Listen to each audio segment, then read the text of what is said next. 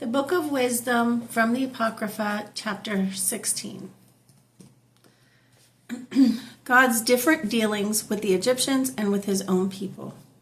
For these things, and by the like things to these, they were worthily punished and were destroyed by a multitude of beasts. Instead of which punishment, dealing well with thy people, thou gavest them their desire of delicious food, of a new taste, preparing for them quails for their meat. To the end that they, indeed desiring food by means of those things that were shown and sent among them, might loathe even that which was necessary to satisfy their desire. But these, after suffering want for a short time, tasted a new meat.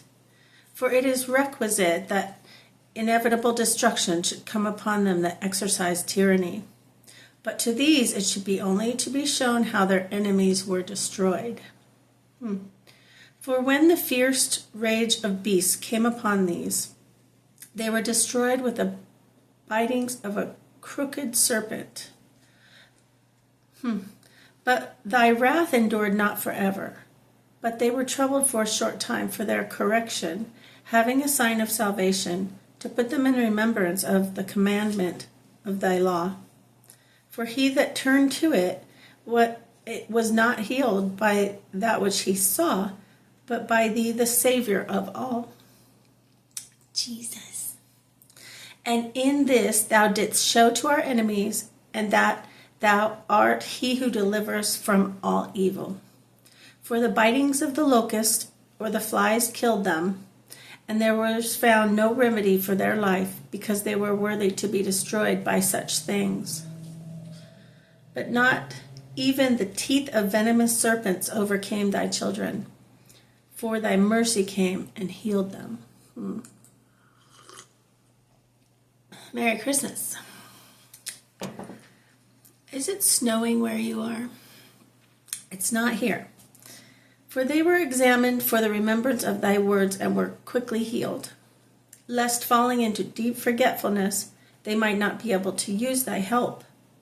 For it was neither herb nor mollifying plaster that healed them, but thy word, O Lord, which healeth all things. For it is thou, O Lord, that hast the power of life and death, and leadest down to the gates of death, and bring it back again. And man indeed killeth through malice, and when the spirit is gone forth, it shall not return, neither shall he call back the soul that is received.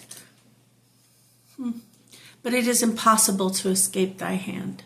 For the wicked that denied to know thee were scourged by the strength of thy arm, being persecuted by strange waters and hail and rain, and consumed by fire.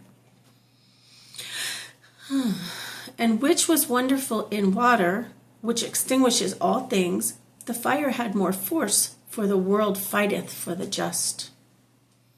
For at one time the fire was mitigated, that the beasts which were sent against the wicked might not be burnt, but they that see and perceive that they were persecuted by the judgment of God.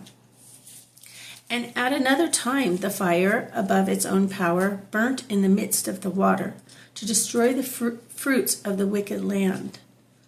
Instead of which things thou didst feed thy people with the food of angels, and gavest them bread from heaven prepared without labor, having in it all that is delicious, and the sweetness of every taste. For thy substance showed thy sweetness to thy children.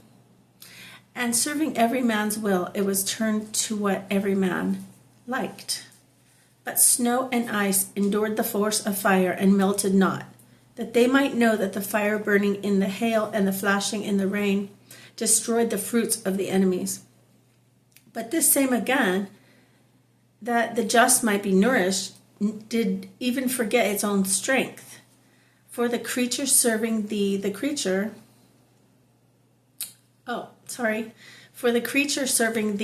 Creator is made fierce against the unjust for their punishment, and abateth its strength for the benefit of them that trust in thee.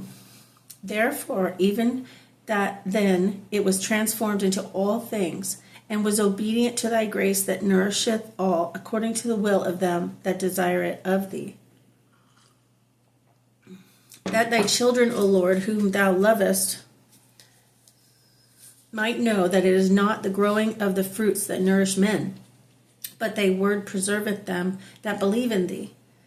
For that which could not be seen be destroyed by fire, being warmed by a little sunbeam presently melted away, that it might be known to all that we ought to prevent the sun to bless thee, and adore thee at the dawning of the light. For the hope of the unthankful shall melt away as winter's ice, and shall run off as unprofitable water. That's the end of chapter 16. See you next time.